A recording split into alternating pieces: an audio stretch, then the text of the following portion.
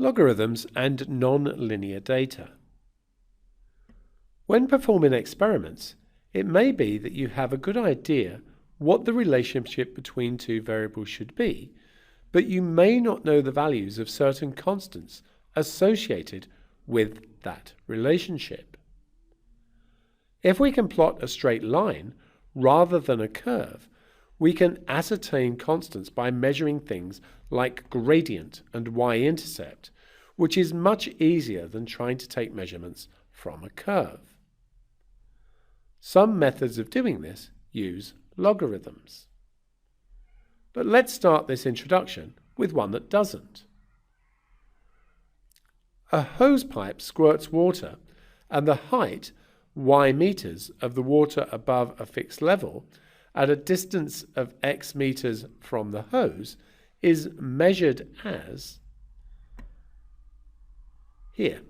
So we can see if we're x meters away from the hose and x is 2, the height of the water is 6.1, and so on. Plot x against y on the grid below. So here we have a grid, and it's sufficient for what we want. So the x values here go to 10, and here we've got 2, 4, 5, 6, 7, 8. And the y's go from 6.1 to negative 5.5. So that's easily spanned on this graph. So let's start plotting the points that we have in the table. And we'll plot them like so. And it doesn't really look like a straight line. In fact, possibly a curve something like this would go through those points. It's thought, though, that the relationship is of the form y equals ax squared plus b. Can we measure the values of a and b from the graph that we had before? Well, it would be difficult because it's a curve. We can linearize this graph, though, by plotting y against x squared.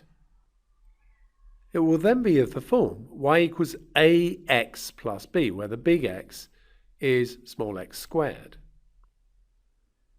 So let's have x squared and y, and we'll put in the y values which we had before. And now we're going to square the x values we had before and put them here. And now we can plot that on this graph. So here are the new values.